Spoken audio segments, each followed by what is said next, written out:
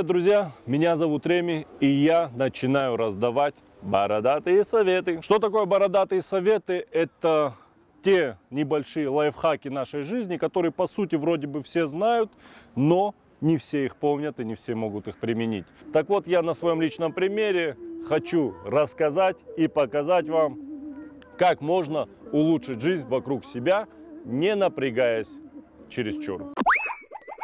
Итак, ребята, на самом деле мест много, где можно купить мясо, где можно купить мясо дорого, где можно купить мясо очень дорого. А есть места, где можно купить мясо недорого и, самое главное, качественно. Это что? Это изначальное место, откуда и уходит мясо во все магазины. Бойня. И вот мы на месте. Мы заходим. Охрана. Здесь мы будем брать мясо. Сразу обращу внимание. Цена. Не гонитесь за дорогими кусками. Это не обязательно есть хорошо. Самое главное для мяса. Во-первых, оно не должно быть старым. Старым что имеется в виду? Не должна быть старая туша, старая корова. Куски, которые подходят для стейка, это Вот они. Рибай. Вот они, с треплой.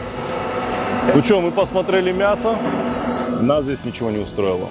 Нас позвали туда, святая святых, разделочный цех. Там нам сделают качественно и хорошо. Пошли. Нам нарежут именно те куски, которые нам нужны. Нам сделают именно то мясо, которое мы будем готовить. И будет помогать нам в этом очень профессиональный человек, знающий свое дело на все 100%, Алан. Вот он, мы идем за ним. Я слышал, что для стейка самое лучшее это спинная часть. Она мягче. Правильно? Это вот она есть, спинная часть, это вот мы тут же отрубили все то, что из грудинка, шею мы отрубили, у нас осталась спинная часть, то есть балычная. Толщина косточки у нас она вот вообще. Ну, примерно сантиметра 2-3, да? Если она будет очень широкая, я уже говорю о том, что скот, животное будет старое. Старое. Ага, вот видите, какие нюансы. Я не знал, допустим. Вот насчет жировых прожилок ты сказал. Их количество, оно улучшает вкус мяса при готовке, я так понимаю, за счет... Тонкие прослойки жира добавляют вкус мяса. Запоминайте, ребята. Да. Жир добавляет вкуса. Давай тогда показывать людям, как должен выглядеть настоящий стейк в разрезе.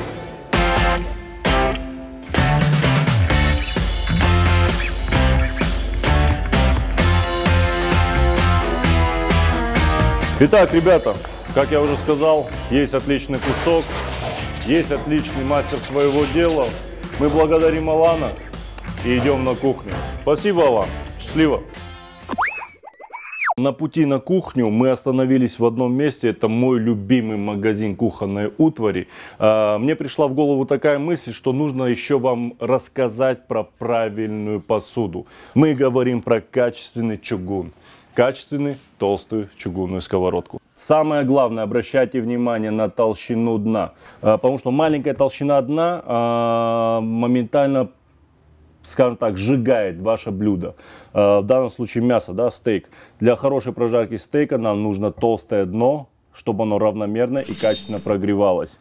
Покупайте качественную посуду, качественные сковородки, качественные разделочные доски, на которых вы будете это все делать. Тогда у вас все будет очень круто и все круто получится. Что нам нужно теперь, по сути, для обычного, стандартного, безвыпендрежного стейка? Это тимьян, розмарин. Самое дорогое, это вот этот огромный кусок мяса, из которого мы сделаем как... Ну, в среднем, я думаю, мы из него сделать сможем 4 стейка. 4 полноценных стейка, плюс останется небольшой суп-набор для мамы, чтобы борщ сделала. А первым делом, что нам нужно? Нам нужно снять вот этот верхний слой, дабы оголить сами стейки.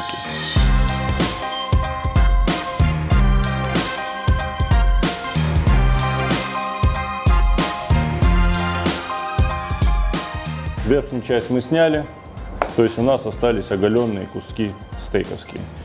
Визуально делим их на примерно 2 пальца. То есть это чтобы он у вас не прогорел и, соответственно, не пережарился. Но при этом не оставался сырым. Если мы его сделаем огромным, толстым, нам его придется запекать не только на сковороде, но еще доводить в духовке.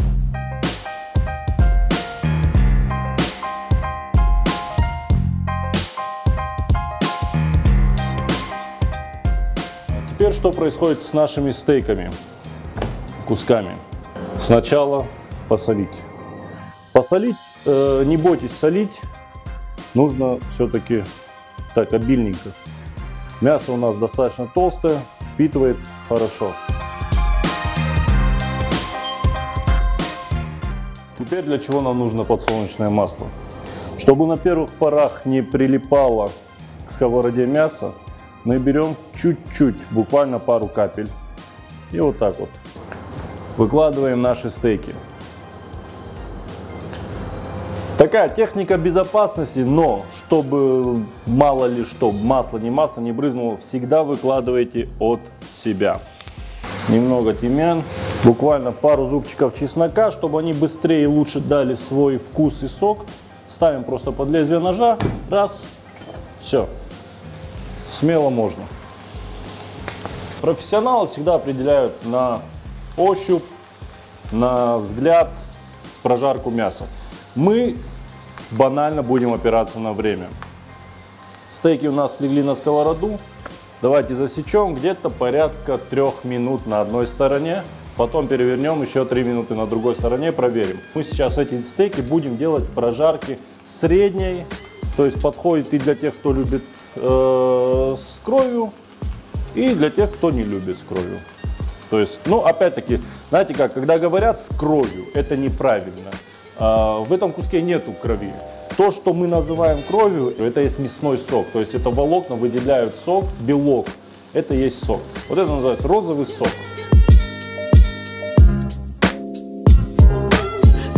По 30 секунд запечатаем края.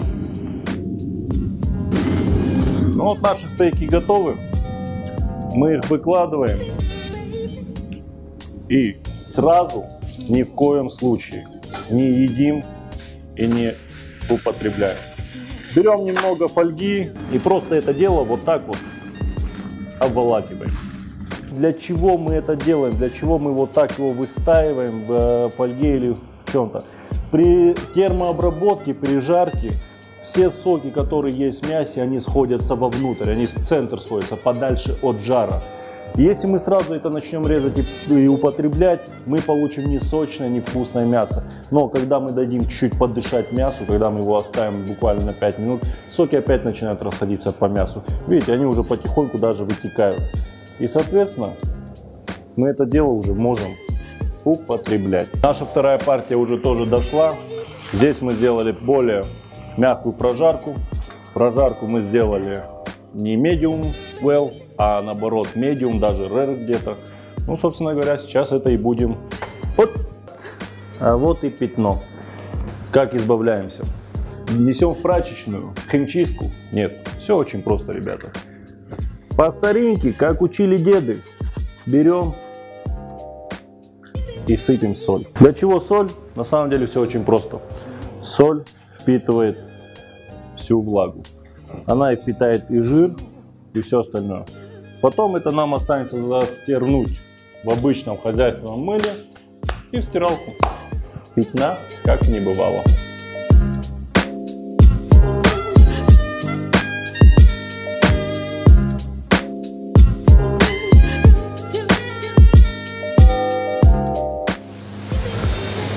Ну что, оператор, хочешь? А? Все хотят. Итак, друзья, фартук отправлен на стирку. Стейки вкусно приготовлены и, соответственно, не менее вкусно съедены. Какой вывод делаем из сегодняшнего дня? Жизнь может быть намного легче, намного приятнее и намного удобнее, чем мы об этом думаем. С вами были Бородатые советы. До новых встреч. Пока.